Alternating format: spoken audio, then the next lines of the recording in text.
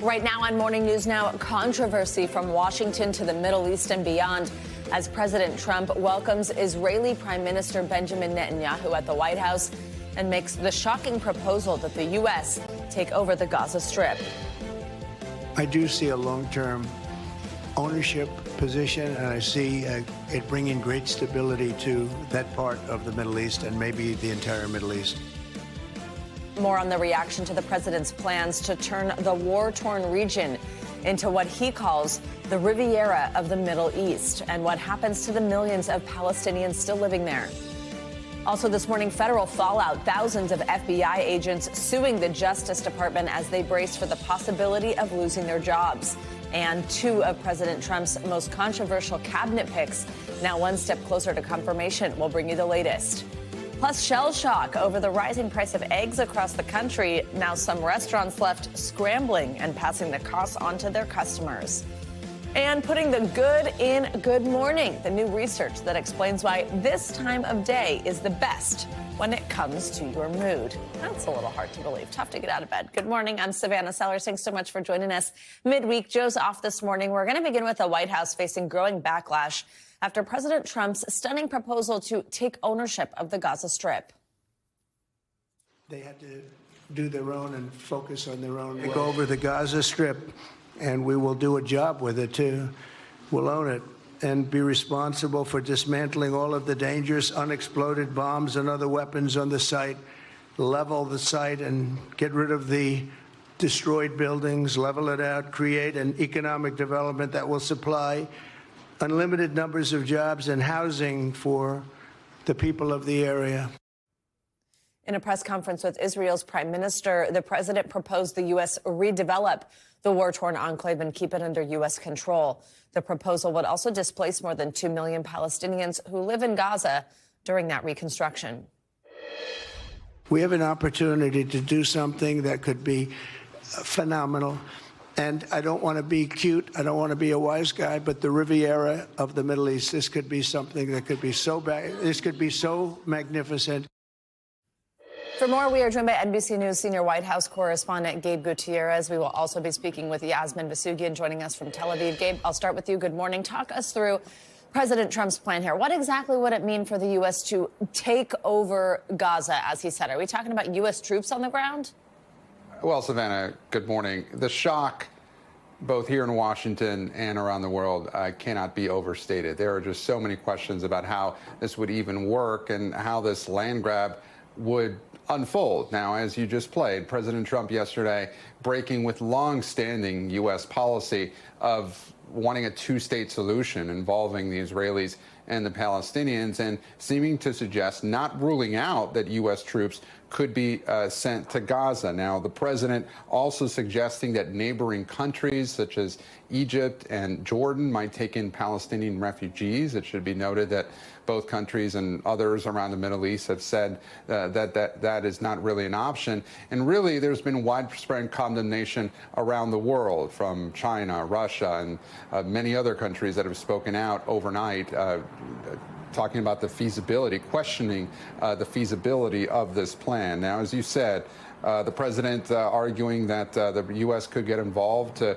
perhaps create what he described as the Riviera of the Middle East. And there are just so many questions here about how the Gaza Strip, which is home to about 2 million Palestinians, whether many of them would even want to leave. The president calling the area a living hell and suggesting that why would they want to return?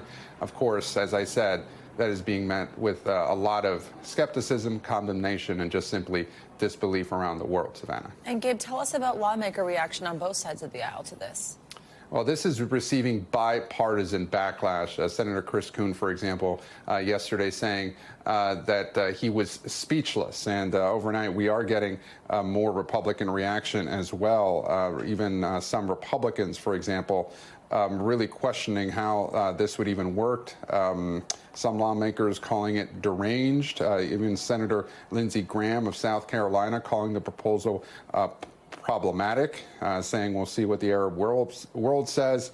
but it would be problematic in many ways. Senator Tim Kaine is the one who called this, quote, deranged nuts, and that calling the U.S. military presence in the region a magnet for trouble. And even Senator Tom Tillis, a Republican from North Carolina, saying there are a few kinks in that slinky. And asked to elaborate, he said, it's obviously not going to happen, Savannah.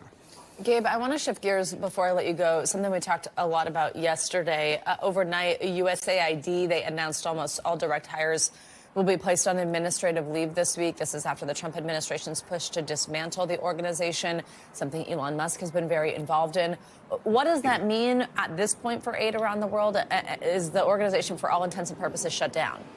Well, it is not completely shut down yet, but it appears to be heading that way. As you said, overnight, employees received an email saying that all direct hires will be placed on administrative leave starting on Friday. And essentially, it's the organization, the agency has been taken over by the State Department. It was Secretary of State Marco Rubio being appointed the acting director and designating one of his deputies to look for ways to cut waste from this organization. But there are major concerns around the world that the loss of USAID could lead to the U.S. losing influence in other parts of the world, such as Africa, the Middle East, and elsewhere, and that other countries, such as China and Russia, could step in to fill the vacuum. Savannah. All right, Gabe, thank you so much.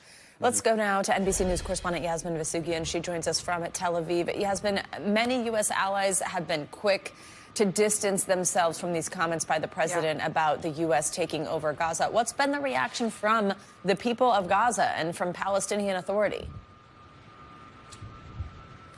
I think across the board, when it comes to Palestinians specifically, when it comes to militants, Islamic militants, when it comes to the Palestinian Authority, hearing from Islamic Jihad, hearing from Hamas as well overnight, they completely denounce any notion of Gazans, of Palestinians having to leave Gaza.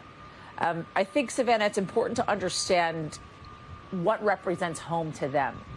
These are individuals who have lived in Gaza for an incredibly long time. They were forced to evacuate to the south because of the bombings and the war that were happening in the north of Gaza.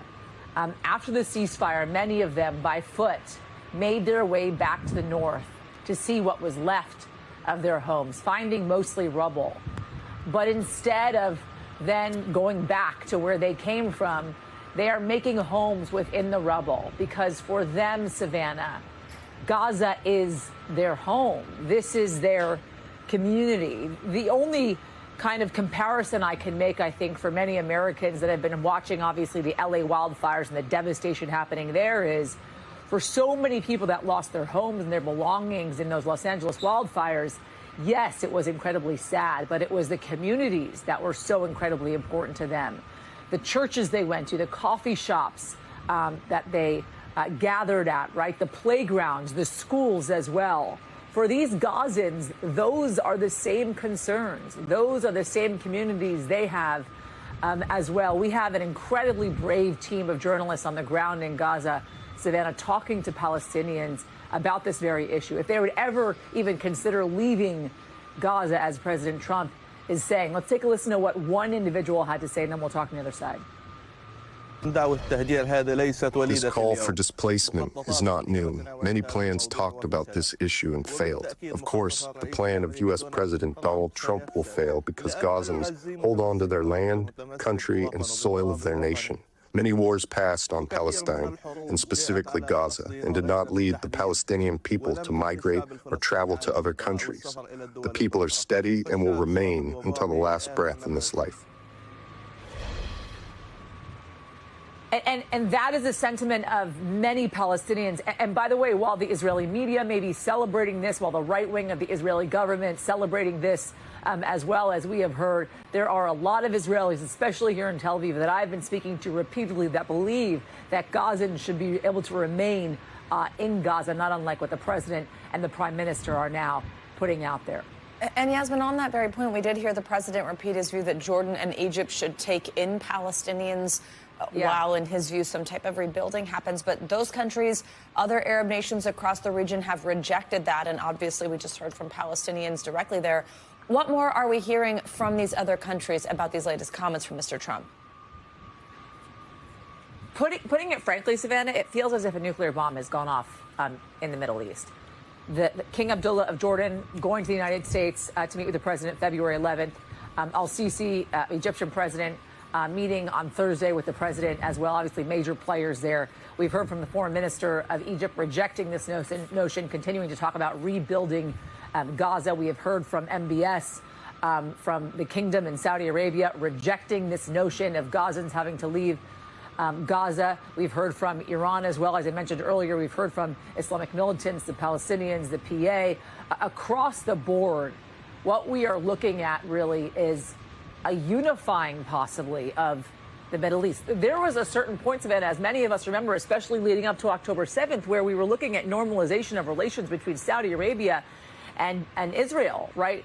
It was this unprecedented moment for the possibility of normalization of relations between these two countries that have been really enemies for quite some time.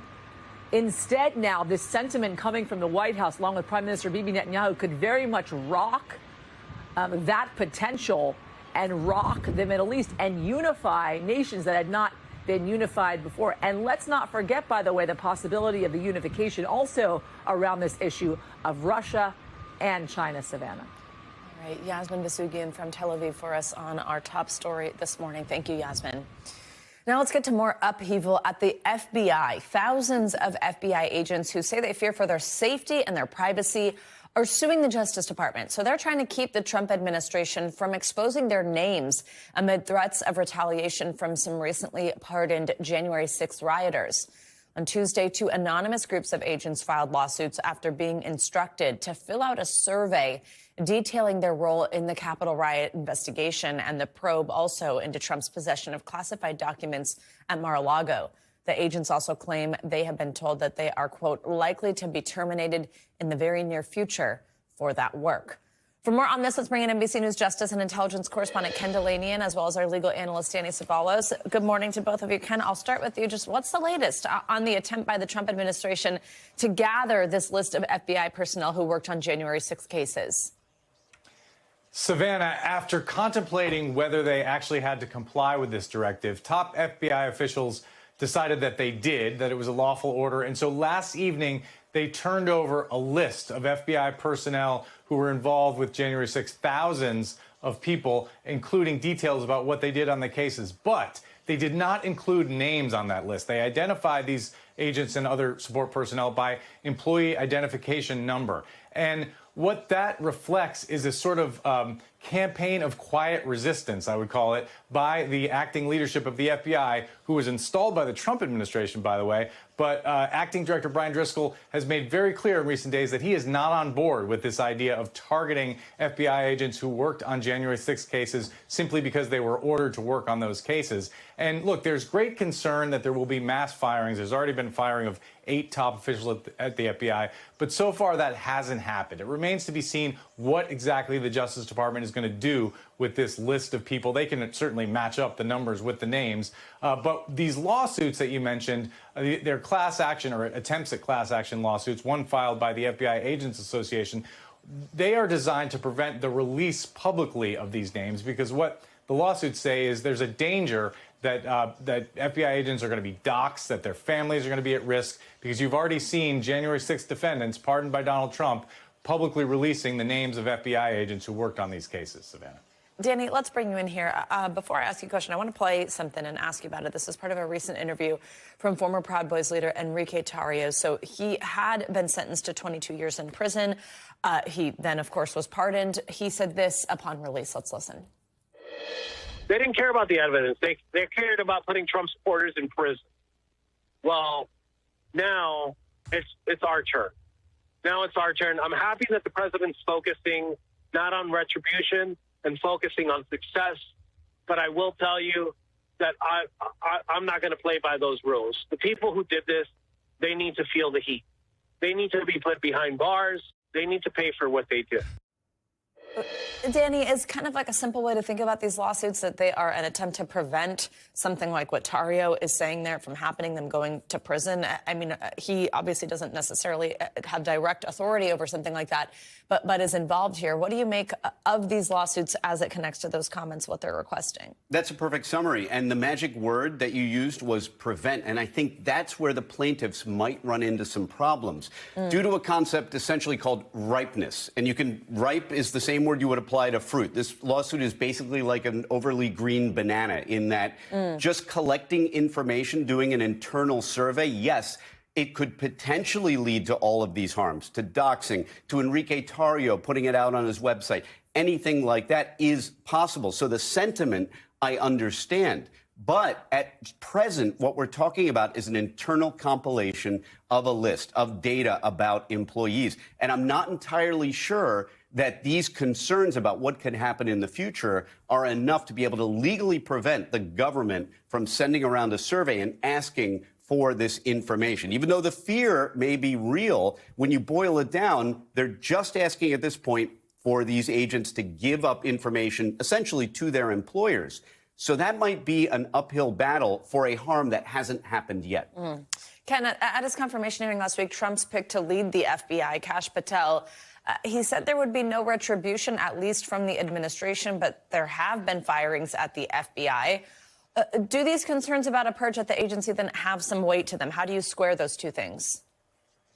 It's really hard to square, Savannah, and Kash Patel has not said anything publicly since all this unfolded. Not only did he say there wouldn't be retribution, he said he was not aware of any plan for mass firings. And hours later, the news broke that most of the senior officials at the FBI were being fired, and then that there was this other plan.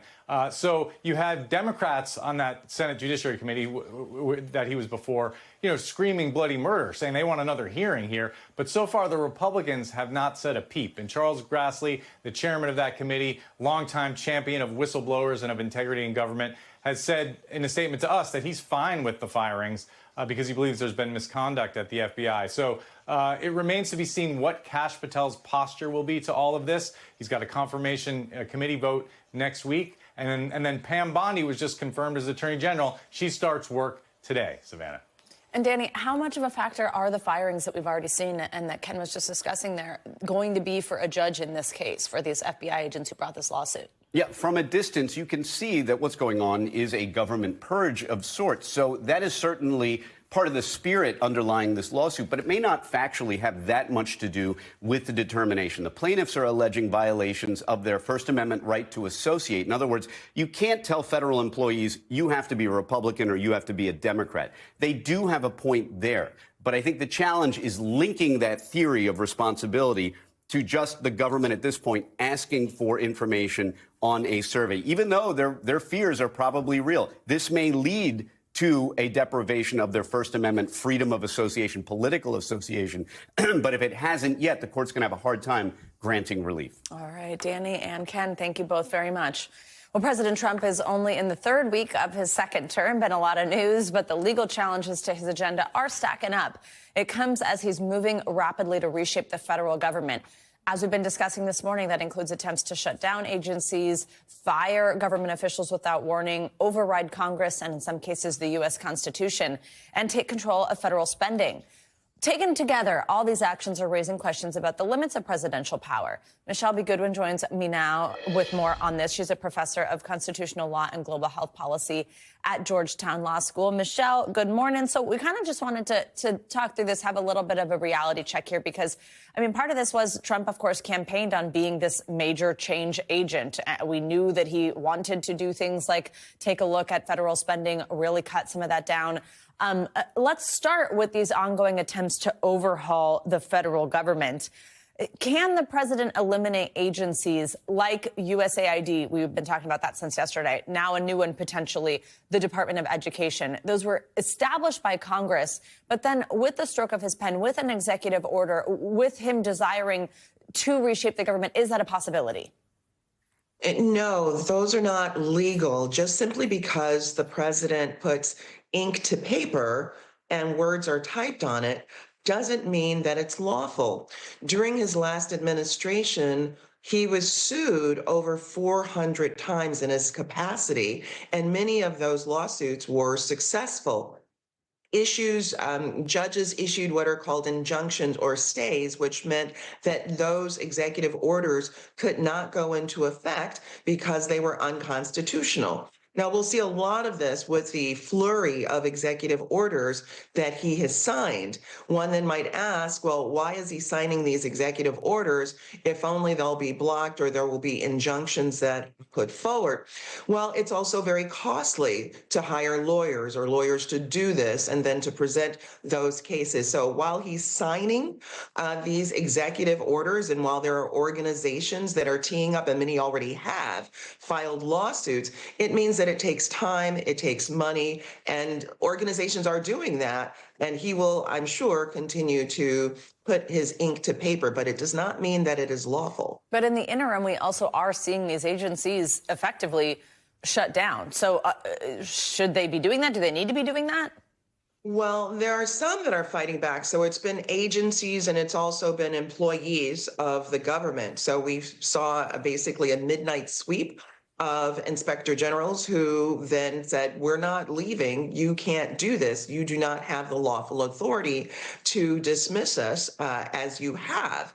The same is true as the president has done with various budgeting matters where they are not in his control, but yet the control of Congress. And this raises some very important issues in terms of government accountability, not just from the newly elected president and this rather roguish, thuggish behavior that's taking place, but it also says something else about the responsibility of members of Congress to, in fact, take on the responsibilities that their constituents expected when they elected them.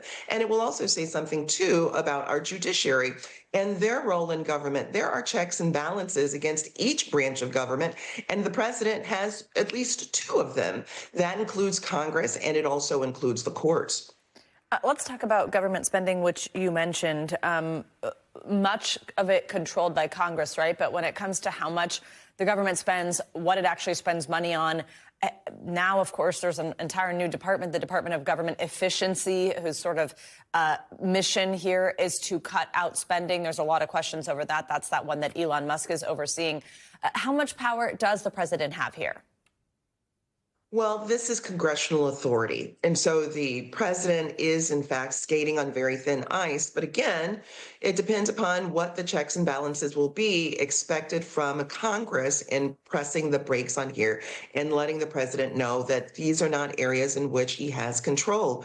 What we see taking shape is incredibly unprecedented. This has not been seen before. This was not seen during the Bush administrations, either one or two, during the Reagan administration, during Nixon's administration, during Ford's administration. So it's quite extraordinary what is taking shape here.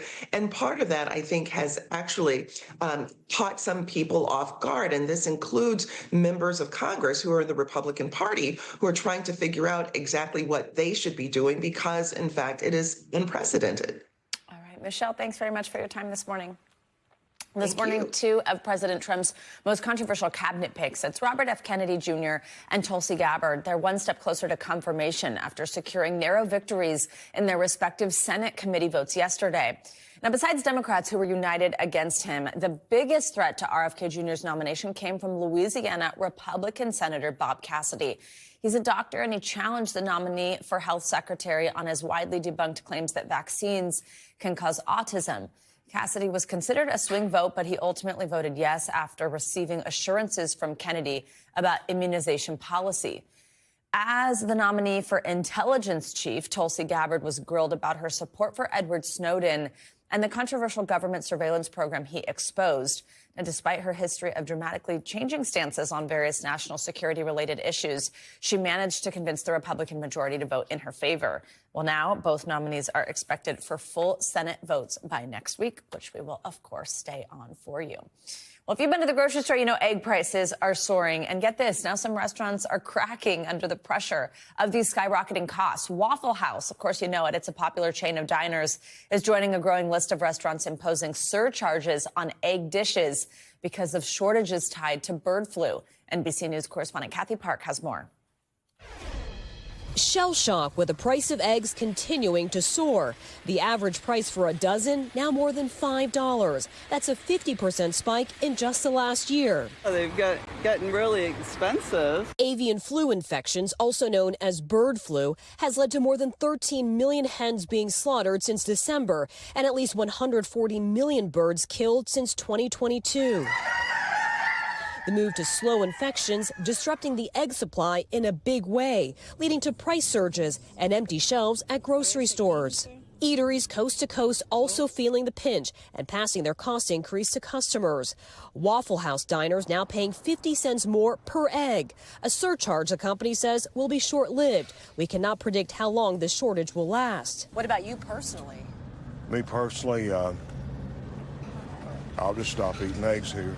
This is just the time that we're living in. It makes sense they've got to make up for, the prices that they're paying. And it's not just Waffle House. This restaurant in New York is charging $2 extra for egg items. While in Los Angeles, Kara Haltewanger says the cost of eggs at her new breakfast spot went from roughly 25 cents to $1 per egg. I'm in a rock and a hard place because I'm paying about as much for eggs a week as I would be to employ someone almost full time. Our thanks to Kathy Park for that report. Well, according to the Department of Agriculture, they've spent over $1 billion compensating farmers for birds they've had to euthanize. Now, even as the bird flu is coming under control, they predict the price of eggs will still soar another 20% this year. They are also tough to find at the grocery store. Well, now to the latest on the deadly plane and helicopter crash that rattled D.C. and the nation less than a week ago. Authorities said on Tuesday that they have now recovered the bodies of all 67 victims from the Potomac River. In an update Tuesday, the National Transportation Safety Board said data from air traffic control showed that the Black Hawk helicopter was flying higher than is customary under FAA regulations near the airport, and that more work will need to be done to verify the helicopter's data. Now let's get you a check on your Morning News Now weather. We've got new details on a winter storm developing over the Midwest. Angie Lassman's got her eyes on that system and everything happening across the country. Angie, good morning. Hi there, Savannah. Good morning to you. We've got plenty of alerts up from that same system that you just mentioned. Almost 100 million of us from essentially Oklahoma all the way to Massachusetts under these winter alerts. Most of them winter weather advisories. You see that ice storm warning in bright purple there across parts of the Appalachians, though. We've got rain, snow, and ice all on the table from this system here as we get through the day today. And it's specifically going to be focused across the Midwest and the Ohio Valley. But I wouldn't be surprised if we deal with some icy conditions, some slick spots, some difficult travel, specifically anywhere from Kansas to Ohio through the day today. That system, though, on the move, and you can see all that mess of wintry weather starts to work its way to the east tomorrow. And especially during that early morning commute, I think the I-95 corridor will have to deal with the wintry mix. And again, those hazardous conditions when it comes to being on the roads, maybe some potential air travel delays. So we'll watch for that. We'll also still see some of these kind of gusty showers and maybe storms developing across parts of the Tennessee Valley tomorrow. That system will be kicked out of here by the time we wrap up our Thursday. But before then, we've got to get a couple of inches of snow on the ground, specifically for parts of northern New England. Notice those highest amounts, 4 to 5 inches. The farther north you go, places like New York, Philadelphia, maybe picking up about an inch or so. Nothing that's going to slow you down all that much. But when it comes to the ice accumulations, that's a different story. We'll see potentially about a quarter of an inch in some of these higher elevations across parts of the Appalachians. You can see that brighter pink is about 1/10 of an inch. So again, taking it slow on the roadway is going to be a must here through the day today for some parts of the Midwest, and then especially tomorrow for parts of the Northeast. We'll also watch for a couple of spots that could potentially deal with some power outages. We've got a flooding concern too. Notice where we see 1 inch to 2 inches of rain again across parts of the Tennessee Valley, in Ohio Valley, and that's where we're going to watch for that flash flood risk today. Essentially Clarksburg, Cincinnati, stretching to Bowling Green, Louisville, included in there, and Lexington too. So heads up for folks that are going to be on the roadways there. One other note, we've got some dense fog advisories in effect across parts of the Southeast. So low beams on, taking it slow, going to be necessary this morning. 24 million people are included, and those throughout this morning. Now, temperature-wise, we're looking pretty good. If you're looking for some warmer weather, especially and you live across parts of the southern tier of the country, mid to upper 70s from New Orleans to Austin and out towards Phoenix. We've got 83 degrees on tap. That sounds like a dream to me today. In Tampa, 66 for Nashville. These numbers are anywhere from 10 to 15, even close to 20 degrees above normal for this time of year. And that actually sticks with us tomorrow for a lot of the country. Notice 80s in Tucson and in Dallas.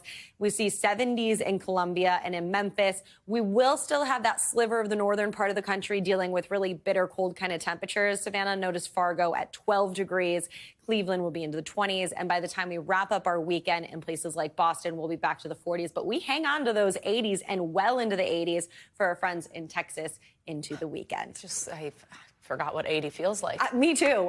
Like, it was what? 40-something yesterday and a little sunshine, and I felt like I was back. 88 degrees. I'm like, geez, can't wait for that months from now. All right, Angie, thank you. You got it. Much more to come here on Morning News Now. Later this hour, all in your head, researchers discover high levels of microplastics in the human brain. We'll break down the findings. But up first, after the break, continuing coverage on our top story.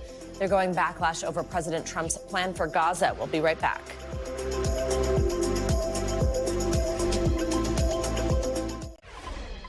We're back with more on our top story this morning. President Trump is sparking global outrage over his vision for Gaza. The president proposed resettling Palestinians outside of their enclave and for the U.S. to take control of the territory. Such a move would violate international law, which forbids the forced displacement of populations. Mr. Trump made the comments at the White House alongside Israeli Prime Minister Netanyahu, who seemed to support exploring the idea. Democratic lawmakers Maryland Senator Chris Van Hollen and Michigan Congresswoman Rashida Tlaib were quick to condemn the proposal, saying it would amount to ethnic cleansing. For more, we are joined by NBC News military analyst and Medal of Honor recipient, Colonel Jack Jacobs. Colonel Jacobs, thanks very much for being here. Always great to have you with us. First, I'd just love to hear your reaction when you heard this proposal. Do you feel it's at all realistic, given the forces, given the history at play here? What did you think? Well, where to start? Aside from the fact that it violates international law, and despite the fact that we've been saying for a long time that Arab countries in the region need to take a bigger part in solving the problem there in Gaza, it's fraught with all kinds of difficulties. Don't forget, this is the Donald Trump who, for a long time, has said, what we really need to do is withdraw from entangling requirements overseas. The same Donald Trump who said we need to get out of Iraq, Afghanistan, Syria. We need to pull back and focus our attention on defense of the homeland and so on. This is very, very expansive. It's going to cost an enormous amount of money. And it comes on the heels of his also talking about taking over Greenland and Panama. I remember when I was a lieutenant colonel, I commanded a battalion of infantry down in Panama, part of a separate brigade of enormous proportions that cost many hundreds of millions of dollars to secure the canal.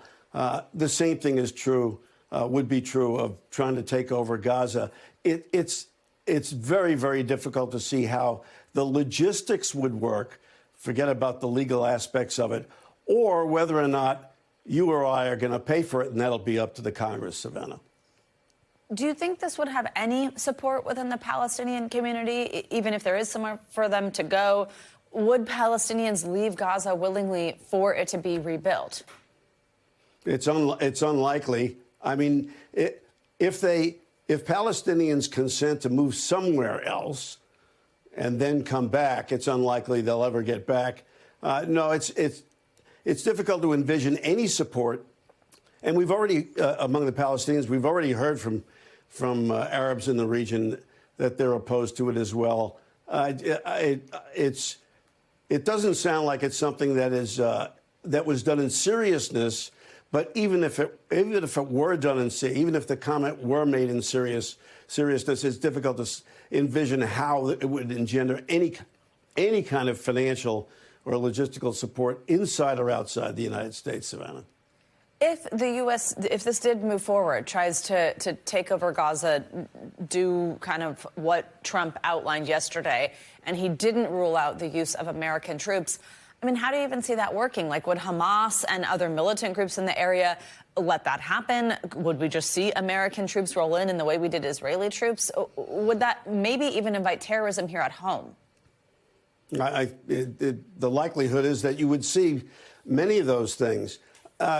We have to keep in mind the military aspect of this. It would require an enormous amount of a number of assets at a time when we have a great deal of trouble raising the forces to take care of our other responsibilities. I think the Army and the Navy both, and maybe even the Air Force, have all fallen short of their recruiting goals.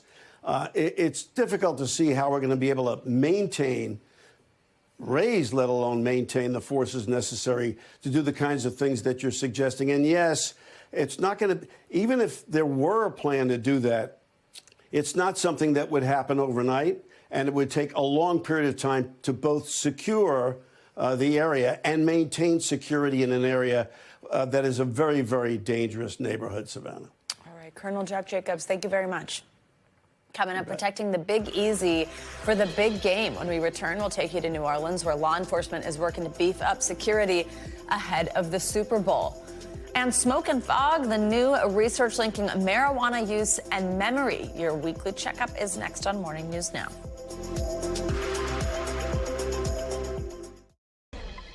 Welcome back. Sunday's Super Bowl 59 will mark the 11th time that New Orleans has hosted the big game. In the wake of that deadly truck attack that shocked the city on New Year's Day, the Department of Homeland Security says there are absolutely no credible threats ahead of the big game. Shay O'Connor from our affiliate there has more on the new security measures put in place. And I am confident that the safest place to be this weekend will be in this areas around under the security umbrella that this team has put together. NFL officials say they've been working on a comprehensive security plan for about 2 years for our area. The January 1st attack only intensified that plan. We have reviewed and re-reviewed all the details of what happened on January 1. We have reviewed and re-reviewed each of our roles within the overarching security plan. You should expect to see a huge amount of law enforcement presence, including about 700 additional Homeland Security personnel designated on the ground, and more to come. We will be utilizing different agencies and departments under the umbrella of Homeland Security. We're already seeing these National Guardsmen with long guns in the French Quarter. Governor Jeff Landry says there will be about 350 National Guardsmen throughout the city and about 200 additional Louisiana State Police. A recent executive order signed by the governor has also created an enhanced security zone in the French Quarter. We have worked tirelessly to ensure that the security and the safety of this city remains intact, and I believe that it absolutely will be. Our thanks to WDSU's Shay O'Connor for that report. Well, it's time now for our weekly medical checkup. We're examining a new study on a topic that's getting more and more attention. That's the concentration of microplastics found in the human brain, plus a closer look at how cannabis use affects your memory. We're so lucky we've got NBC News medical fellow Dr. Akshay Syal here in New York on set to discuss these details with us. Great to see you. Good to see you. Thanks so much for coming back to us. Okay, let's start with this new study from researchers at the University of New Mexico. People are really talking about this one. I've seen a lot of headlines. It is concerning. They've discovered much higher concentrations of microplastics in the human brain than in other organs. They've been growing over time. For people who are like, holy moly, I don't even know where to start with this. What does this mean? Tell us what we should know. Great question, Savannah. So for those who don't know, microplastics are what they sound like. They're small pieces of plastic about the size of 5 millimeters or less. I have a pencil eraser here. I don't know if the camera can pick this up, but this is about the sort of size that people should be thinking about. And when we talk about how much of that is building up in our brains, so what they did, Savannah... Like a chunk of plastic as big as the eraser? This size or less, correct. Okay. Yeah, okay. That's what we're looking for. And what we're sort of found is that, there's about a plastic spoon's worth, about this much in terms of weight, that's building up in people's brain. And they really found this out over the last 8 years by surveying people in autopsy studies. So, microplastics aren't new, but what is new, Savannah, today is how much of that is actually building up in the brain over time. It's getting higher. Is there like a news you can use piece of this here? There is. So the good news, that's really scary. The most important thing, Savannah, you cannot avoid plastic altogether. It is just so ubiquitous in our society. But there are some things that you can do. The first, don't microwave your food in plastic. Second, try to use, reusable water bottles, not plastic water bottles, those sorts of things. Even dryers, Savannah. Dryers in the house can stir up microfibers and release them into the air. So, if you are concerned, there's a whole host of things you can do, on the internet you can find. Like a clothing dryer? Clothing dryer, exactly. So you should hang dry? When you can. And I do this for all my nice fabrics. I try to do this. I do that anyway. too, like for delicates, but... Exactly. Okay. There's a lot more to unpack. We'll come back to that. Okay, Dr. Sal, also let's turn to this study that found that your mood could be dictated by the time of day, week, and year. What's going on here? So this study, Savannah, was essentially a survey out of London looking to see, when are people actually feeling at their best? And they sent, 50,000 people these surveys about a dozen times. And you can see on your screen there, they essentially found, people do feel best in the morning. And for some reason, they also feel best on Tuesdays. They tend to have better moods, maybe after the case of the Mondays, wears off in the summer. We've known that for a while, that people tend to be happier in the summer. In the morning, so a Tuesday morning in June, July, or August is your best chance of a good mood? Is the best chance. And that's important that you framed it like that, because the doctor's orders are really to know yourself and know when you are in the best mood. Try to, sort of plan those big decisions. It's not a Friday night. Tuesday morning. It's funny. Midnights were actually some of the worst times. So don't make big decisions around midnight. You want to plan those things, sleep on it. You want to plan those things for the morning. Man, I just feel like whoever responded to that study is like a real chipper morning person who loves their job. Okay, let's talk about this marijuana one. So it has to do with marijuana and our memory. And it's so interesting whenever we get a new headline about this, as it becomes legalized in certain states across the country, to understand some of the impacts that it could have on our health. Right. And, we've talked about this for a while now in terms of marijuana not necessarily being a benign substance. And what we're learning now, Savannah, is they put some people about 22 to 36 years old in MRI scans. And what they found was that people who use marijuana a lot, heavy users, chronic users, are actually having problems with performing tasks like, math problems or going to the grocery store and getting a grocery list and buying the groceries, those sorts of things, the working memories, we say. So those areas in the brain are lighting up less in marijuana users. So our doctor's orders, Savannah, just know the risks. Just know that this is not a benign substance. We are still learning more. You really, if you're going to use it, you want to wait till you're at least 26 years old and make sure your doctor is aware that if you are using it. 26, is that a medical number? Your brain is more developed. Interesting. All right. Dr. Akshay Sal, so much good info today. Thank you. A little scary, but good info. Thank you so much. Coming up, Honda and Nissan reportedly hitting the brakes on a $60 billion merger, plus hope from the ashes. How a Los Angeles woman is working to reunite families who lost their homes with their lost treasures. You're watching Morning News Now.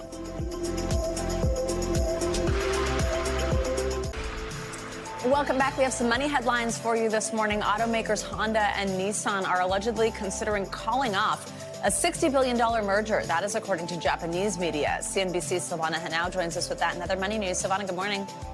Hey, Savannah, good morning to you. Yes, so Nissan is reportedly set to end merger talks with Honda, balking at terms of the proposed deal. That's according to Japanese media. Now, the Wall Street Journal and Reuters citing sources familiar with the matter, and a merger would create the world's third largest automaker by sales after Toyota and Volkswagen. Together, Honda and Nissan sold more than 2.3 million vehicles in the U.S. last year. In a statement, Nissan says no decision has been reached. Apple is under pressure as Bloomberg reports China is considering a probe into the company's App Store fees. That includes taking a cut of up to 30% on in-app purchases and barring external payment services. The investigation of Apple began before President Trump took office, but it's colliding with escalating trade tensions between Beijing and Washington. Apple gets 16% of its revenue from China. Separately, Apple has launched a new app to let you create, share, and manage invitations for events. Apple Invites aims to offer a better way to invite friends and family to things rather than trying to cram all the information into a text message. You can also add an Apple-made background, pick a photo from your library, or create an AI-generated image using Apple Intelligence on your phone. The events are displayed with widgets, including directions and the weather forecast on that day, Savannah. Pretty cool. Very specific. That's pretty cool. All right, Silvana, thank you. Well, with so much devastation from the wildfires in L.A., one woman discovered a new mission, rescuing the family photos that were lost in the ashes. NBC News correspondent Liz Kreutz has this story.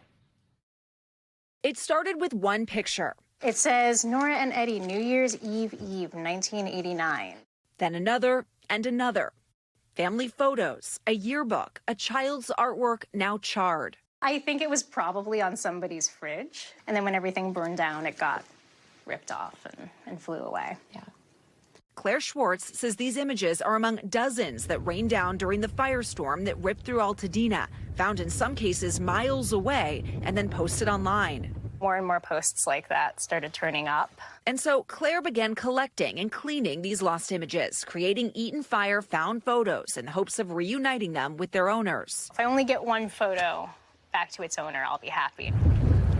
The wind's blowing and branches are hitting our face. Enter Hootie Marginian, who says during her family's rush to evacuate, the trunk of their car snapped open and boxes of their most precious photos flew out. You're the woman in the tiara? That's me in the tiara.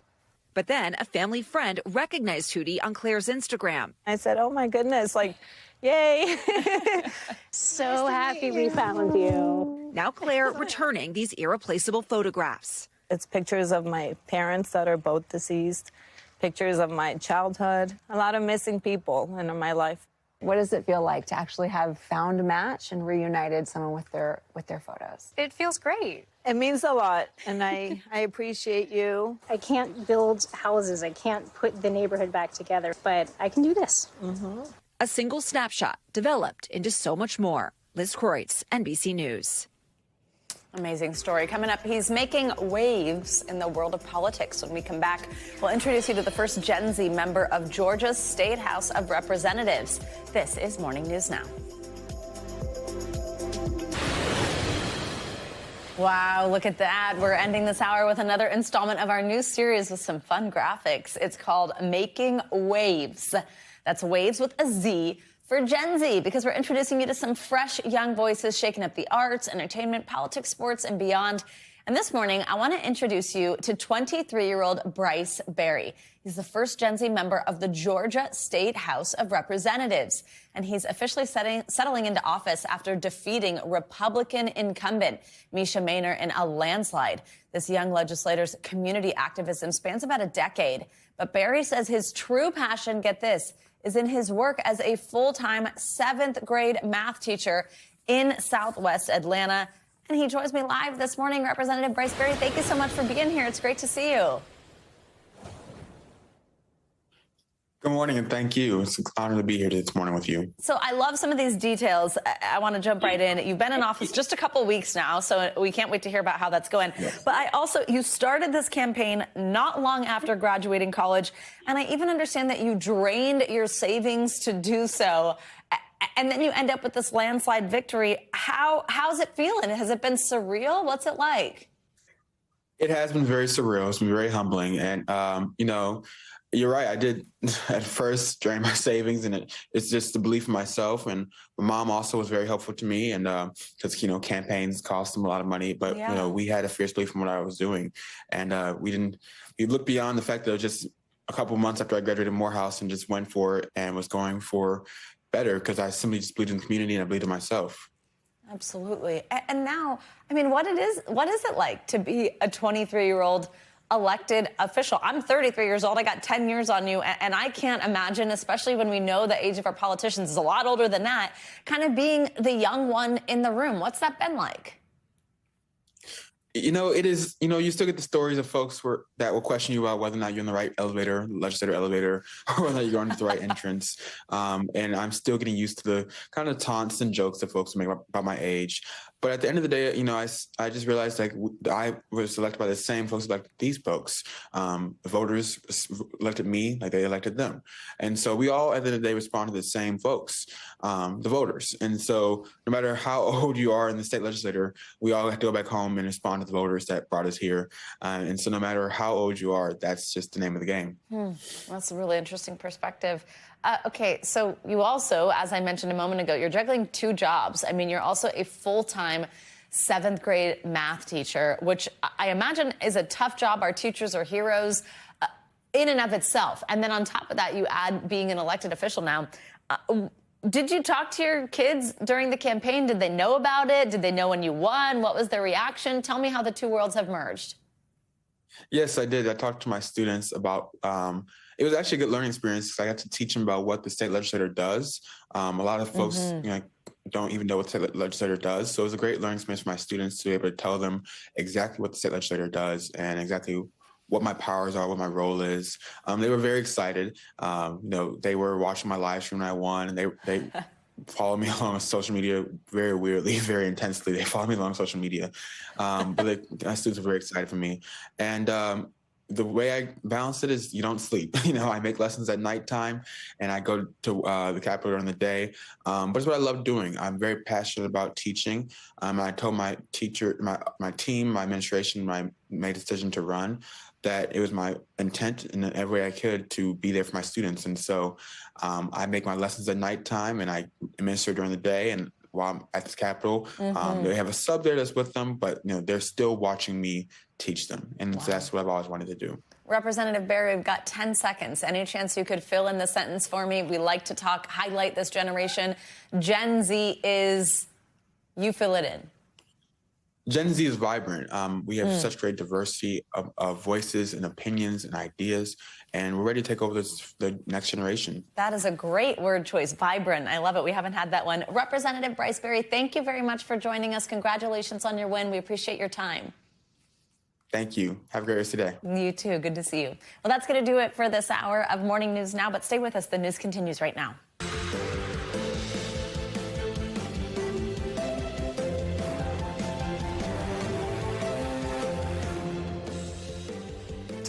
Right now on Morning News Now, the blistering global backlash following explosive new comments from President Trump alongside Israel's Prime Minister Benjamin Netanyahu in Washington.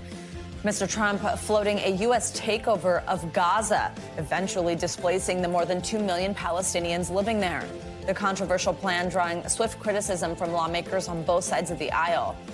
Also this morning, rapidly rising egg prices at the grocery store are weighing heavily on our wallets. But now that pain is even being felt at your favorite breakfast spot, leaving one major restaurant chain scrambling to keep up. Plus, we might still be smack dab in the middle of winter, but that's not stopping eager spring breakers from planning some fun in the sun this year. The hard line in the sand some popular destinations are drawing to keep the peace. And you go, girl. Later in the hour, we're celebrating National Girls and Women in Sports Day by going one-on-one with one of the GOATs. I'm so excited. We've got two-time Olympic medalist in gymnastics, Lori Hernandez, on her inspiring journey as one of America's top female athletes. If you didn't know her at the time that she was competing, you might know her from last year in Paris when she just became a total sensation as a commentator during gymnastics. Thanks so much for joining us on a Wednesday. I'm Savannah Sellers. Joe is off today. We're going to get started with that backlash that President Trump is facing this morning after floating a controversial plan to have the U.S. take over, redevelop, and eventually own Gaza. The remarks followed a meeting with Israeli Prime Minister Benjamin Netanyahu, who did not appear to be opposed to the idea. Our chief White House correspondent Peter Alexander has the latest. Good morning to you. It is one of the most intractable conflicts in the world, with divisions literally dating back centuries. President Trump, who has long touted an America First policy, declaring that he would like to see the U.S. seize, control, and develop the war-ravaged Gaza Strip, even if it means sending U.S. troops, a move that's certain to face fierce resistance from millions of Palestinians who would have to be relocated. The U.S. will take over the Gaza Strip. President Trump endorsing America moving into one of the world's most volatile regions. We'll own it and be responsible for dismantling all of the dangerous unexploded bombs, level the site, and get rid of the destroyed buildings. The plan involving the displacement of the entire population of Gaza, more than 2 million Palestinians. The president framing it as an economic opportunity. The Riviera of the Middle East. This could be so magnificent. Hosting Israel's Prime Minister Benjamin Netanyahu, President Trump said that in his vision of Gaza, Palestinians could return eventually, but that for now, they should be taken in by other countries like Egypt and Jordan. But many Gazans do not want to leave, and neighboring Arab countries have repeatedly said they won't take them in. NBC's Kelly O'Donnell asked if the president meant a permanent occupation. I do see a long-term ownership position, and I see it bringing great stability to that part of the Middle East. Later, not ruling out deploying U.S. troops to Gaza. If it's necessary, we'll do that. It's a remarkable reversal for President Trump, who's vowed to stop endless wars in the Middle East. It is not the duty of U.S. troops to solve ancient conflicts in faraway lands. Netanyahu saying the proposal was worth pursuing. He has a different idea And I think it's worth paying attention to this. Democrats quickly condemning the idea of troops in Gaza. It will be a moment of great danger for Americans. Senator Chris Coons telling journalists, "You can report that I was speechless." That's insane. I can't think of a place on earth that would welcome American troops less and where any positive outcome is less likely. Even Republicans expressing caution. Conservative Senator Tom Tillis saying, quote, "Obviously it's not going to happen." And Trump ally Lindsey Graham. I think that'd be a tough place to be assigned if you're an American soldier. We'll see what the Arab world says, but, that'd be problematic at many, many levels. Overnight, Secretary of State Marco Rubio posting in part that the U.S. is ready to, quote, "make Gaza beautiful again." This would be an enormous undertaking, and notably the president's proposal for the U.S. to take on a historic humanitarian challenge of this kind for one of its most vulnerable populations comes just as he is dismantling the very agency, USAID, tasked with leading foreign aid projects around the world. Back to you. All right, Peter Alexander, thank you very much. And let's keep this conversation going with NBC News correspondent Yasmin Vasugian because she is in the region. She joins us from Tel Aviv. Yasmin, thanks for being with us. So, it's safe to say this proposal by President Trump, it's not going down well by Palestinians as well as other Arab countries in the region. No. Tell us what we are hearing. Yeah. Putting it frankly, it feels like a nuclear bomb has been dropped really in the Middle East, from Egypt to Jordan to Iran. To the Islamic militants, to Saudi as well. We heard from MBS, the Kingdom of Saudi, essentially denouncing President Trump's plans and what he announced last night. Hearing from the Egyptian foreign minister as well. We know Egypt's President El-Sisi heading to Washington tomorrow for a meeting with the president, the foreign minister denouncing these plans as well.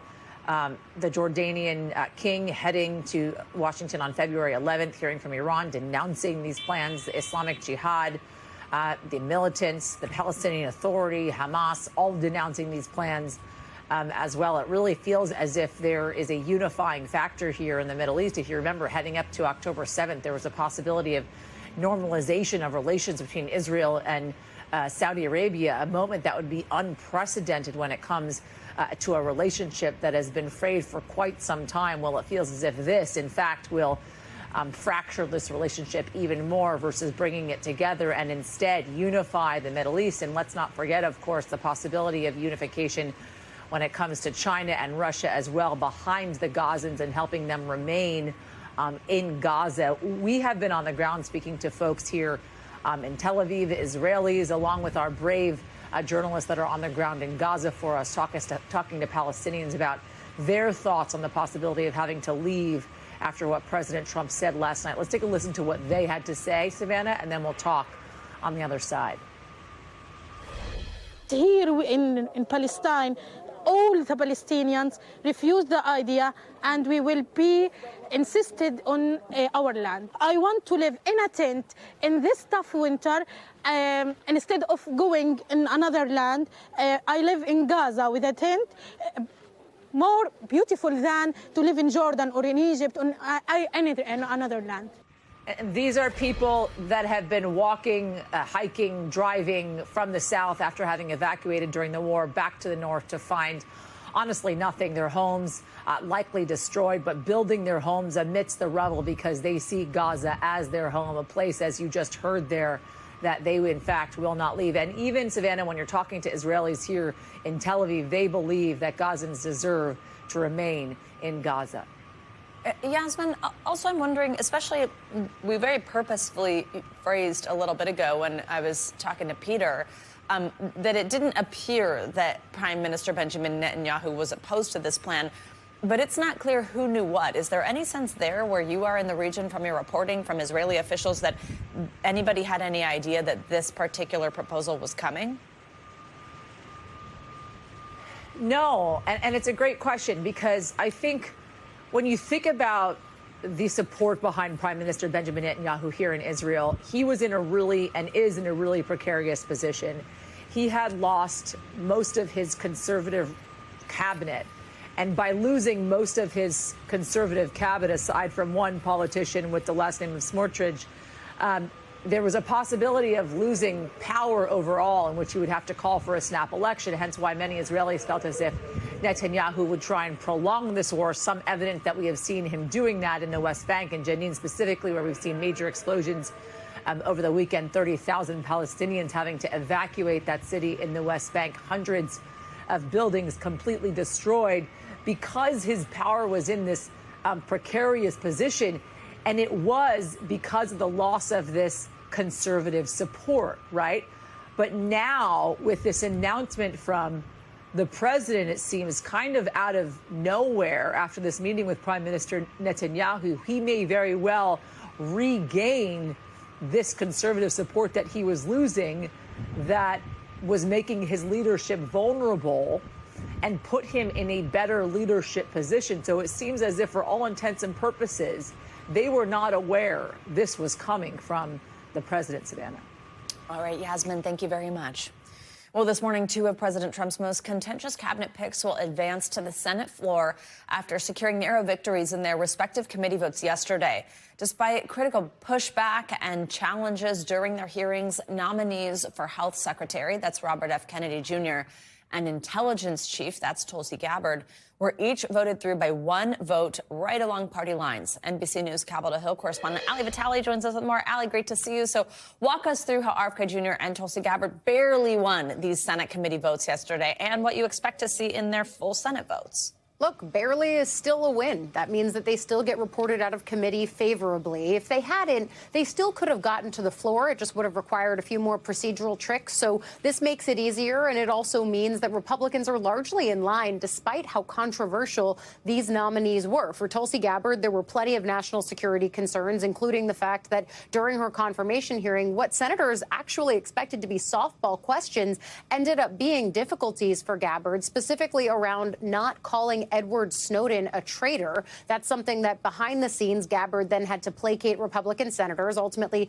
she got them on board with the help of others in the administration, like Vice President J.D. Vance, leveraging his relationships on Capitol Hill and basically talking these senators to yes. And then on the other side of the coin, RFK Jr., we were looking at Senator Bill Cassidy of Louisiana because he's a medical doctor. During the testimony that RFK Jr. gave, you basically saw Cassidy through a line of questionings showing his skepticism and all but begging RFK Jr. to say something that would assuage his concerns on RFK Jr.'s lengthy history of being a conspiracy theorist and harming and saying things that harm the efficacy and trust in vaccines. That's a concern that Cassidy clearly still has. But in explaining his yes vote, he basically said, well, I trust that RFK Jr. and I are going to have a continuous conversation and a close relationship during his time atop the HHS. But in an administration that has largely ignored Congress in everything they've done the last 2-3 weeks, it's hard to see why Cassidy would have that confidence, even though still he got to yes and is likely to be yes during the full floor confirmation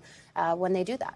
Ali, also the Senate voted to confirm Pam Bondi as U.S. Attorney General last night. Tell us about that moment and how many cabinet positions still have pending nominations.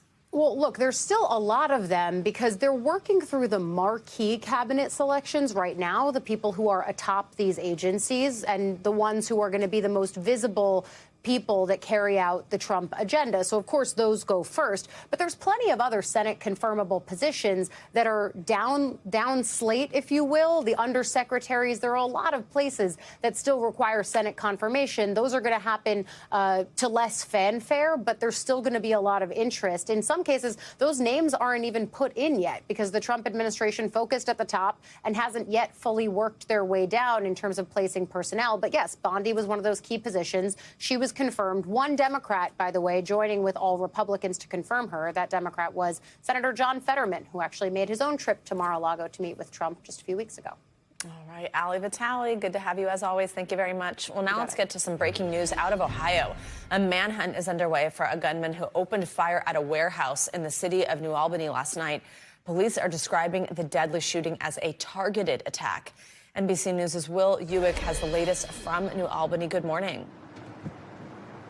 Yeah, Savannah, good morning. Police have confirmed there is one fatality and 5 other victims were transported to local hospitals. Their conditions unknown at this time. They do have a person of interest, but as of now, that person remains at large. Overnight, a frightening scene at a warehouse in Ohio. after police say a gunman opened fire in a targeted attack. Sounds like it could be an active shooter situation. Leaving one person dead and injuring 5 others at the facility in New Albany, a suburb of Columbus. There's still some individuals barricaded in bathrooms. The suspect still at large, police identifying him as Bruce Reginald Foster III, and say they're working to apprehend him. We believe we may know their location. We don't have any reason to believe that they are a general threat to society. It appears at this point to be a targeted type of attack. Law enforcement rushing to the scene of the shooting. The company called KDC-1 specializes in beauty and personal care. Police say about 150 people were evacuated to a neighboring building. Authorities in pursuit after recovering a gun at the scene as the community reels. This is something that we hope that would never happen in our community, but we prepare for it, and now, authorities did hold a press conference just moments ago where they revealed that this suspect or person of interest did in fact work at this building. But as of right now, Savannah, still no motive, and they're still searching. All right, Will, thank you very much for jumping on that breaking news for us. Let's now turn to the latest in the investigations into 2 deadly plane crashes just in the last week. This was in Philadelphia and Washington.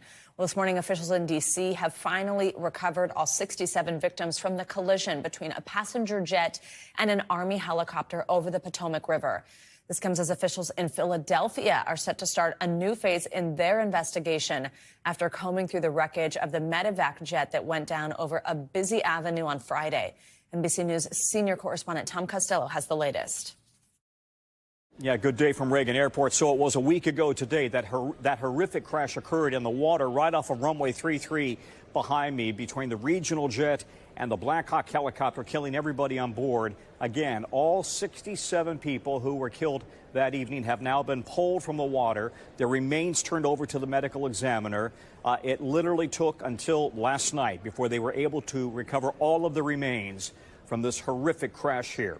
They have now spent the better part of a week recovering debris from the Potomac River. On the jet, that includes, for example, the tail, the wings, the fuselage, also a big piece of the cockpit. They're gathering all of that wreckage, putting it on a barge, and then they are going to eventually bring the barge to shore and put all of the wreckage in a hangar nearby for NTSB investigators to work over. Separately, the NTSB and the Army Corps of Engineers, police and fire divers are now preparing to lift the chopper, the Black Hawk chopper, out of the water here in Washington, D.C., and then they will remove that also to a nearby hangar. That chopper is going to be critical because they want to do a full analysis of the chopper, understanding all of the equipment on board before they release the Black Hawk data from the chopper, which provides the Black Hawk data on altitude, what precisely the helicopter reading was on its altitude. We can tell you that the NTSB now says that air traffic control data suggests that this crash occurred at 300 feet. So that is 100 feet higher than the chopper should have been flying at. Again, there is a ceiling here of 200 feet. This crash apparently occurred at 300 feet, suggesting for some reason the chopper was higher than it should have been. That all is happening now, again, 1 week since this horrific crash, and American Airlines releasing a statement saying that the night of January 29th forever changed our airline, and our hearts have been heavy over the loss of Flight 5342. We are grateful for the outpouring of support as we grieve the loss of our passengers and our team members. That from American Airlines. Separately now, an update on the Philadelphia crash with that medevac Learjet crashing on Friday night, killing everybody on board and one person on the ground. The NTSB now has the cockpit voice recorder from that plane at its lab in Washington. They're going over that for any clues as to what might have caused this horrific crash. However, they don't have a flight data recorder, so they've got one black box. The other black box was not required on the Learjet, so they don't have some critical pieces of information. They're hoping that the cockpit voice recorder will provide some clues into what happened. So a horrific week in aviation circles, and the NTSB right now really has its hands full. Back to you. All right, Tom Costello, thank you very much. Well, now let's get to the ongoing egg crisis. The prices are continuing to soar across the country, whether it's because of bird flu or inflation. People in some places are paying up to $19 for a dozen. And that means even going out for breakfast is getting more expensive, too. NBC News correspondent Jesse Kirsch is in New Orleans with more on this. Hey, guys, good morning. They say read the fine print, right? Well, in this case, you don't have to look very hard. Smack in the middle of the Waffle House menu, a heads up that you're going to have to shell out an extra 50 cents per egg. And some experts say this is just the beginning, possibly, of a new trend. This morning, your favorite Waffle House breakfast is likely going to take a bigger bite out of your wallet. With egg prices soaring, the popular breakfast chain is scrambling to keep up, announcing it's temporarily charging an extra 50 cents per egg, writing in part, rather than increasing prices across the menu, this is a temporary targeted surcharge tied to the unprecedented rise in egg prices, adding we cannot predict how long this shortage will last. They've gotten really expensive. The National Restaurant Association says producer costs for eggs are up 134% year over year. That's just almost too much for any restaurant to try to absorb in their narrow margins. Breakfast spots hit particularly hard. So while Waffle House may be the first to announce this type of price increase, according to experts, there's likely more to come. I think that as egg prices remain elevated, we're likely to see more restaurants have to succumb to the options of raising menu prices or adding surcharges. The average price for a dozen eggs now more than $5. And in some local markets, prices are as high as $19 a dozen. The biggest reason? Bird flu. The Department of Agriculture says avian influenza has impacted more than 113 million egg-laying chickens nationwide since February 2022. And according to the USDA's price outlook, egg prices are predicted to increase another 20% this year.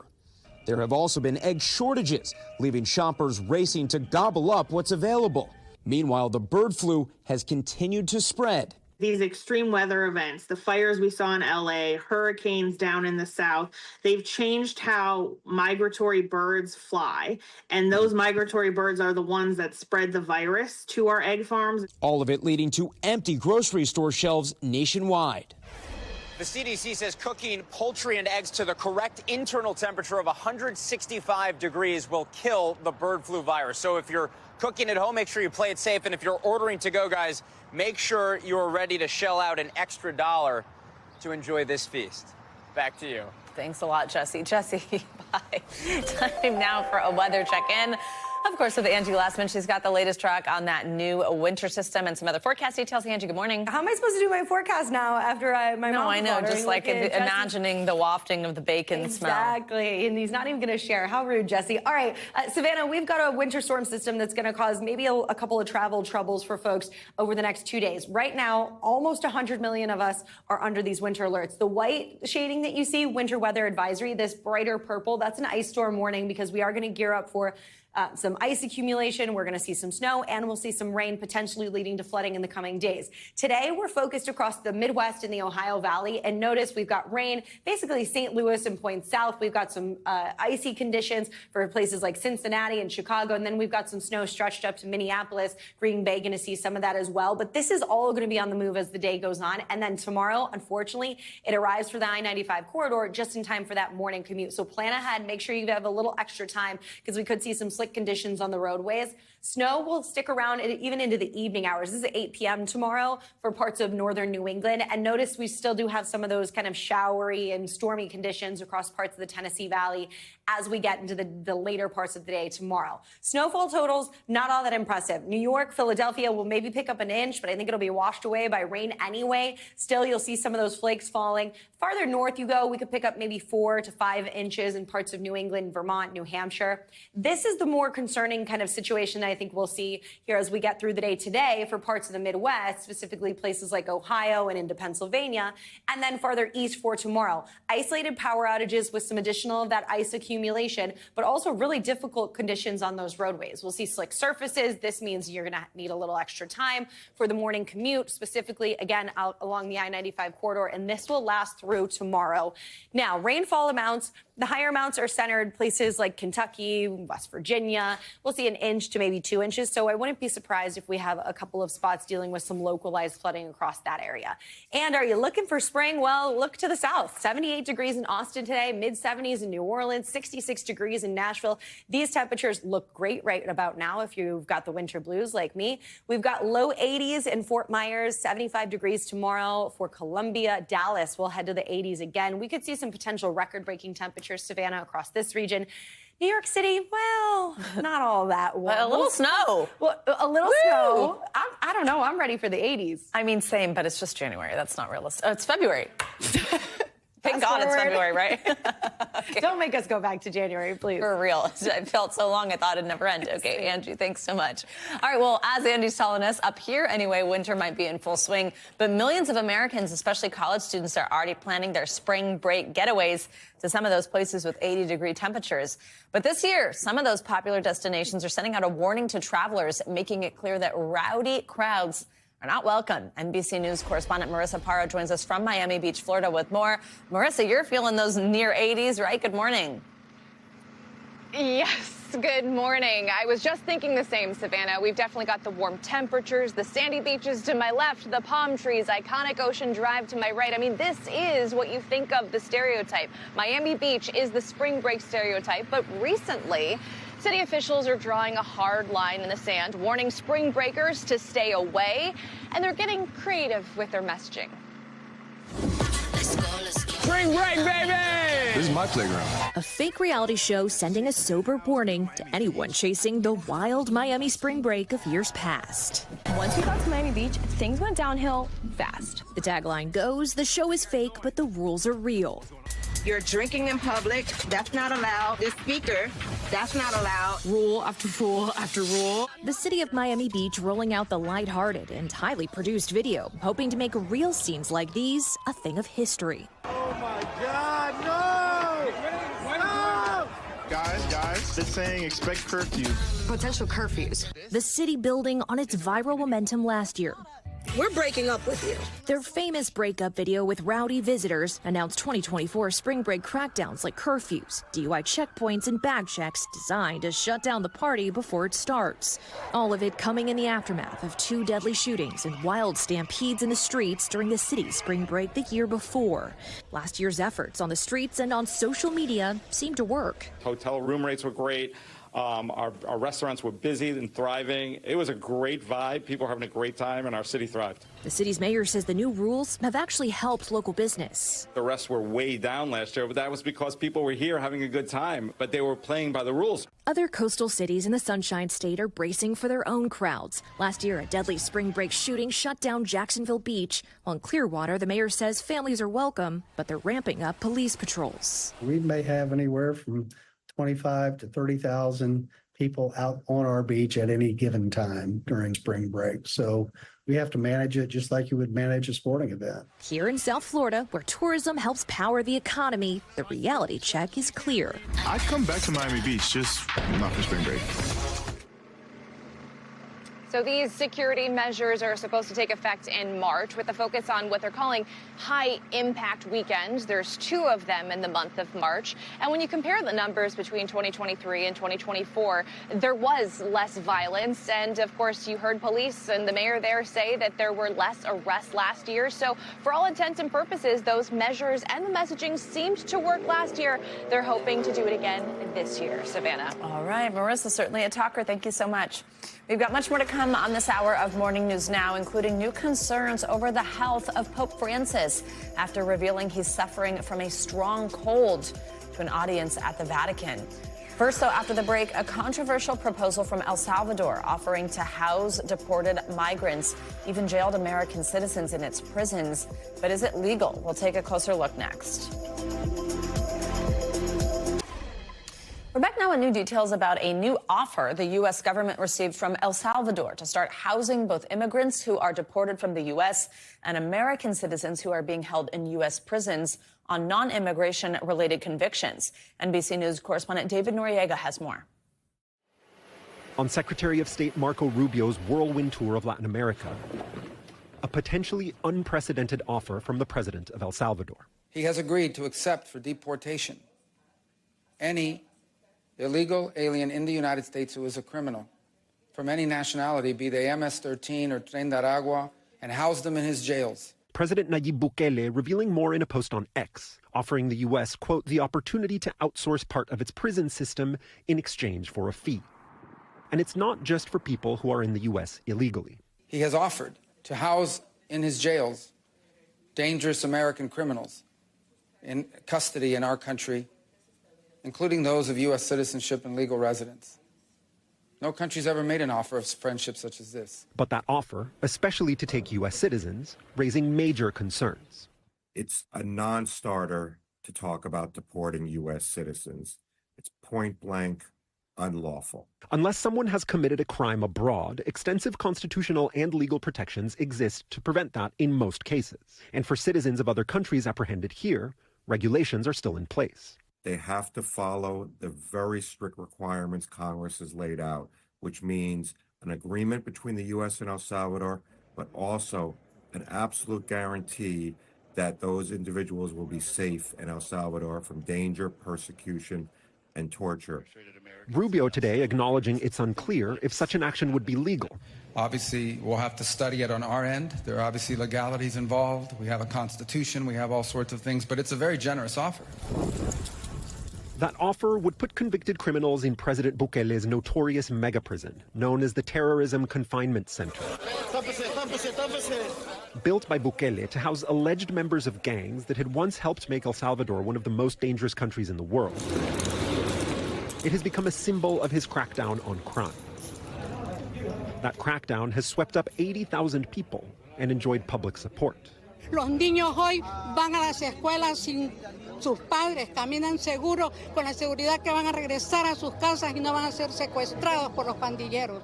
That mega prison, the size of 7 football stadiums, with the capacity to hold 40,000 prisoners.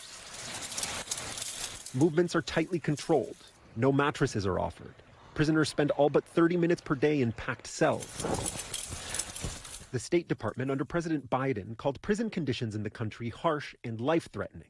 But President Trump doubling down on his willingness to consider the offer. It's no different than a prison system, except it would be a lot less expensive, and it would be a great deterrent. Send them to other countries. No, we'll have to find that out legally. I'm just saying, if we had the legal right to do it, I would do it in a heartbeat. Our thanks to David Noriega for that report. Let's get you more international headlines now. We're going to start in Sweden, where that country is reeling from a deadly mass shooting. Raf Sanchez joins us with that and more world headlines. Raf, good morning. Savannah, good morning. Sweden's prime minister is calling this the worst mass shooting in his country's history. Police say at least 10 people were killed when a gunman opened fire at an adult education center outside Stockholm. The gunman also found dead. At this point, not clear how he died. The king and queen plan to visit the site of the massacre.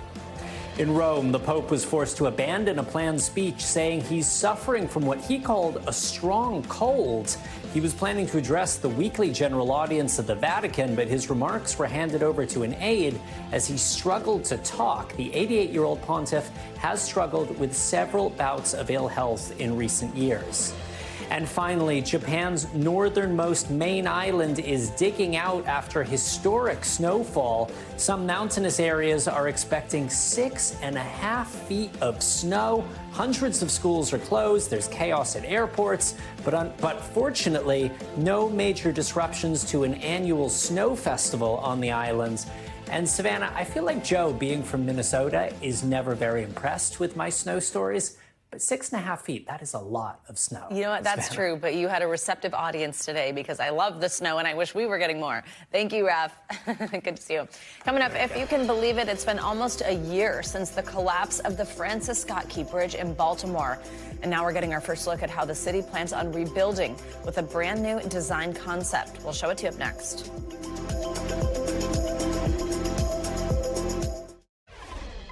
Welcome back. Maryland Governor Wes Moore has unveiled a new design for the Francis Scott Key Bridge nearly 1 year ago after it was hit by a cargo ship, causing it to collapse. Reporter Tommy Clark from our NBC affiliate station in Baltimore has more on its innovative concept. It took a big team to get to this moment. It took a unified team to get to this moment. And this moment is a really big deal. Tuesday, Governor Wes Moore revealing the new Francis Scott Key Bridge design. It'll be Maryland's first cable-stayed bridge, going from 185 to 230 feet to accommodate larger vessels. With 2 lanes on each side, it'll align with today's interstate standards. Along with the design unveiling, Moore says this year his administration has proposed new funding for projects at Trade Point Atlantic, set to increase the Port of Baltimore's container capacity by 70%, create more than 8,000 jobs, and generate more than $1 billion in private investment. Right now, pre-construction is underway on the bridge, on land and water. The state working with Kiewit Infrastructure on the design and engineering consultant Bridging Maryland Partnership overseeing the process. MDTA Secretary Paul Wiedefeld giving a glimpse into what else the bridge will bring to Baltimore. I look forward to putting Baltimore's mark on this bridge by working with the communities on aesthetic designs such as lighting, steel girder color, and planned artwork for the bridge. All right, thanks to Tommy Clark for that report. Well, the construction of the first of its kind cable-stayed bridge could be finished by 2028. It is expected to cost upwards of $1.7 billion. Let's head to Canada now, where a team of scientists say it's found a way to solve 2 environmental problems at the same time. We have NBC News national climate reporter Chase Kane bringing us more on how limestone could be the answer to saving the salmon population while also offsetting emissions from oil and gas. If you go way up the East Coast, north of Maine to Nova Scotia, you'll find Donald Rutledge's home of 55 years. I love it. I hope to stay here for a while. But soon after he moved in, the lifeblood of this river started moving out, dying. The Atlantic salmon that spawned here struggled to survive because of acid rain. It was most intense in the 70s and 80s, caused by pollution from coal, oil, and gas. Some of that rain could be slightly acidic. Acid rain, it's a rather unpleasant side effect of 20th century life. Years after global governments largely addressed the toxic pollutants, the salmon still hadn't returned. In 2005, a young graduate student named Eddie Halfyard made it his focus, right here on the West River. Downstream from here, and I caught my first ever Atlantic salmon on a fly rod many moons ago. So it does have a special place in my heart. That research led Eddie to co-found Carbon Run, currently the only company in the world that's both offsetting fossil fuel pollution and healing the rivers salmon call home, all by speeding up Earth's carbon cycle. Humans have thrown that whole thing out of whack, and we have pumped a huge amount of CO2 into the atmosphere, effectively tipping that scale. And so what we need to do is go on the other side and, in essence, replace or speed up the process of eroding mountains and carrying it to the ocean. Known as enhanced rock weathering, the simple process takes limestone, grinds it into powder, then mixes it with river water inside a silo like this. And this is the end result. It's just water from this river being pumped right back into this river, except there's limestone added to it. And the calcium in that limestone reacts with carbon dioxide in the water, creating a natural bicarbonate. And really all it is the safer form of carbon in a river, taking it from the acid, which is the CO2, and making it something that's more useful. Of course, animals use it for their shells and their bones, and why not tap into what nature does so well to help us get back to where we need to be. And independent climate scientists confirmed to me that this is a simple, straightforward approach, and that the big benefit is once the carbon makes its way down the rivers and eventually settles on the ocean floor, it'll be naturally stored there for tens of thousands of years. That, they say, is the real climate impact. That's also how Carbon Run pays for this. Companies buying carbon credits to offset their own emissions. We have some wonderful buyers to these global blue chip companies that look for quality carbon credits. And we're monitoring the carbon removal along the way. And so we're only counting what's actually been removed. Sensors monitor the river 24/7, but the Carbon Run team also regularly takes a polar plunge to double check the old-fashioned way. 25.5. And what started in this cold Canadian river is going worldwide, ready to expand across North America and Europe.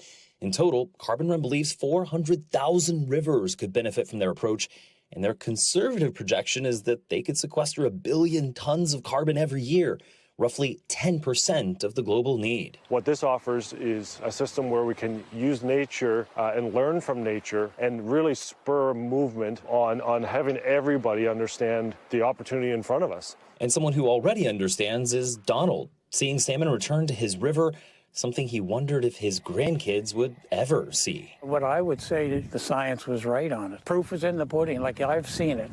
It's a double thing now. It's twice as good as it was just by saving the salmon.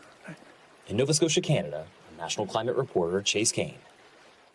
Thanks to Chase for that report. Coming up, could President Trump's tariff tussle have you shelling out more dough if you shop on some popular Chinese sites? Well, after the break, the Postal Service is weighing in on shipments from sites like Shein and Temu. That's up next.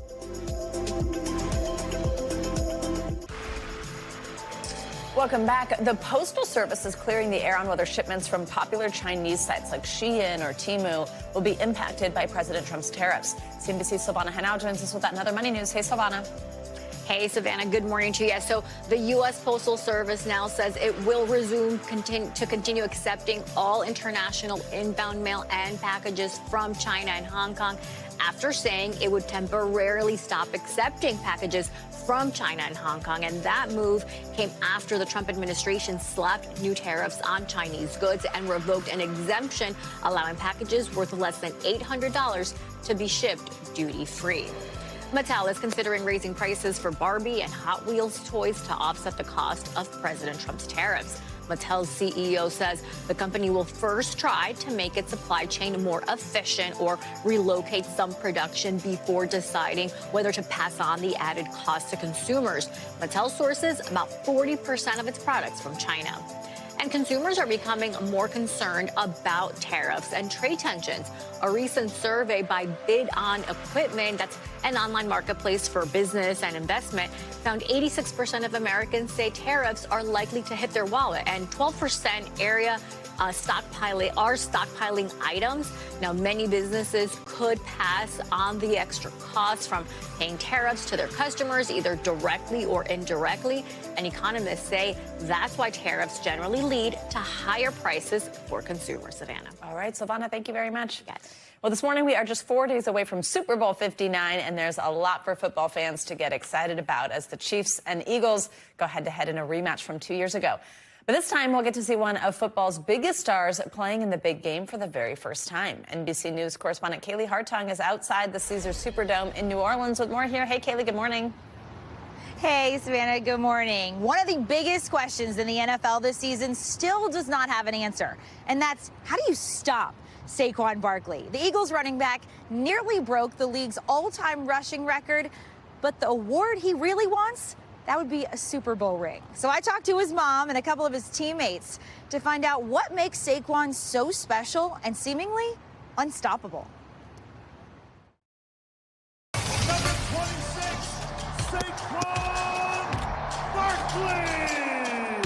Saquon Barkley is chasing greatness, while his opponents mostly chase him.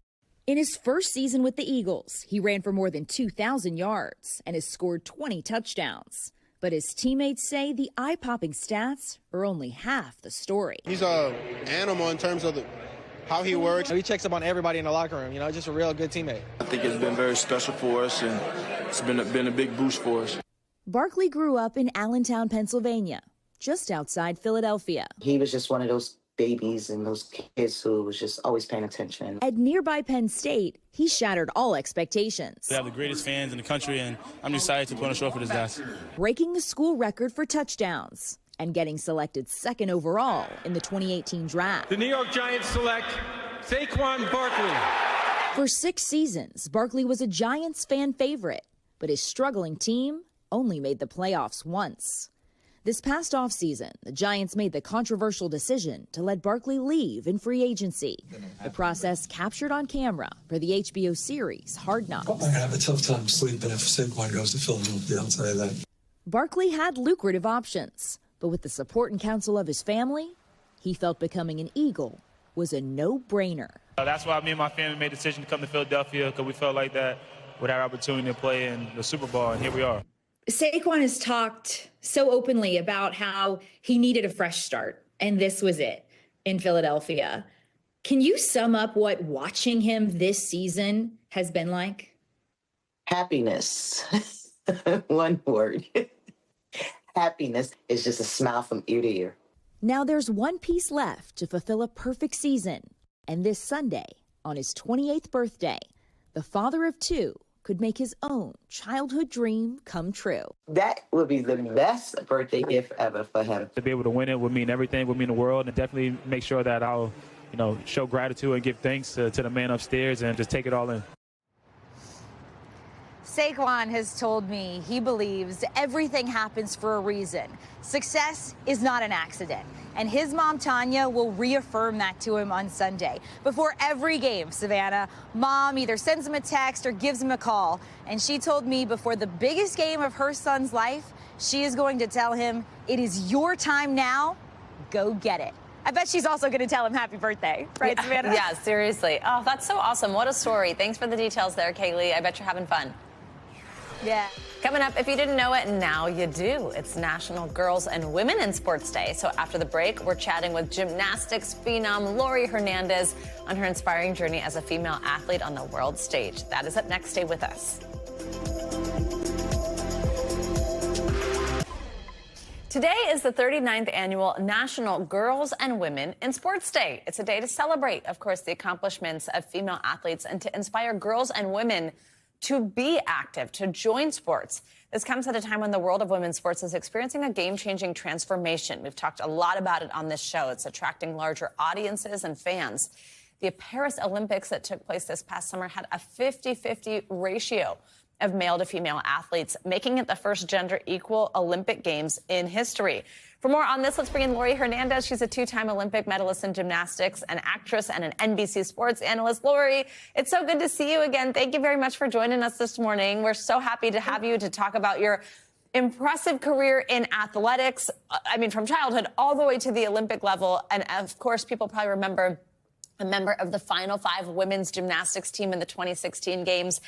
And now, if they don't remember that, you're a sports analyst here at NBC, which I do want to ask you specifically about in a minute. But first, let's just talk about your journey as a female athlete. Tell us about going from being a kid to being a pro and how much sport has meant in your life. Yeah, thank you so much for having me. As sport has played such a huge role in my life, it has shaped who I am as a person. And I think it definitely is a wonderful thing that it's encouraging others to do the same, especially women and girls in sports. I've partnered with Optimum Nutrition to spread that word and show how female athletes are pretty damn good. It's why I love this campaign so much, because On is supporting women in sports and keeping that front-footed energy forward when it comes to us. So being able to talk about this, it definitely is near and dear to my heart. And I'm so glad to now be in sports commentary, specifically with gymnastics, and to share all the knowledge that I've gained over the years. We have to talk about that because, Lori, my girl, you were just so much fun to listen to watch during Paris, and you were like a total, like, it was like a phenomenon, just like you and your inside. It was just so much fun. I mean, what's it like for you as a broadcaster? It was my first Olympics. I actually got to be in Paris too. It's such, like an accomplishment to get to be at one, but you've been at one, but to be on that side of things, I mean, what's it like to kind of flip that and have a different job there? It definitely looked a bit different, and I think something that I found interesting was the transition outside of gymnastics into, the next chapter of life is really harsh and can be so sharp. And I feel grateful that all of the knowledge that I learned in my gymnastics career, I still get to use that even as a retired athlete. I get to take all the feelings and all the heart and the empathy of the sport and translate that to people who may be new to it, and also just to connect with fans who might even know the sport better than I do. The entire goal of the commentary process for Paris was just to make it as accessible as possible when it comes to knowledge and trying to empathize and understand what's going on the floor out there. Oh my gosh, well, you did such an amazing job helping us all do exactly that, get it a little bit more. Lori, if we look at like kind of the bigger picture, especially on a day like today, National Girls and Women in Sports Day, I mean, some of these studies, it just really is startling. I mean, they show girls who play sports are more likely to have increased confidence, better self-esteem, the ability to work in teams. But even though there's all these benefits, girls drop out of sports at twice the rate of boys for some really disheartening reasons. I mean, what do you think about that, and what can we do to change it? Yeah, well, I mean, I won't be able to have all the answers in the next few minutes, but what I can tell you is that being a woman in sports, and especially being at one of the highest levels as a teenager, it really was something. There's a lot of mental health, a lot of, honestly, hormones, and puberty plays a huge role in women, especially girls and teens, dropping out of sports because they're noticing that their bodies are changing. They're noticing that the way that they're performing and the way that they're practicing looks different just because of those shifts and twists. And I think one of the most important parts of this is recognizing, especially when it comes to teammates and coaches, how we talk to our athletes is so important. Everyone's like a sponge, especially as a teenager. So if we're telling them that the entire goal is to be strong and what's important is that you can do what you're able to do, it doesn't matter how you look, just get out there and try it. I love that point because it's something that we can all take away, athletes or not. It's interesting to hear you reference mental health. How important is that? How big a piece of this puzzle is it? Yeah, mental health has played a huge journey, whether that's in sports or in my own life. My mom was a social worker and a therapist. My sister is a licensed clinical social worker. And I think psychology and mental health really runs in my family. I now also work in mental health advocacy. And I had a lot of performance anxiety growing up. I had seen a sports psychologist for that, just because I noticed I was competing and I would mess up on skills that I didn't really have any issues with in practice. And it all came down to nerves. So talking about that, again, I mentioned earlier that transition from sports into what comes next in life can be really difficult. And so mental health is something that I feel like there's still kind of a stigma around it. It's definitely gotten better because of social media and because of this conversation that we're having around it. But still, it's not pretty. And again, there's not enough time in the world to talk about it. And No, but it was great. I'm glad mean, that I do get to share that. Yeah, and you opening up makes such a difference. Lori, you're fabulous. Thanks for joining us this morning. Good to see you. Good to see you. Thanks for having me. That's going to do it for this hour of Morning News Now, but the news continues right now. Thanks for watching. Stay updated about breaking news and top stories on the NBC News app or follow us on social media.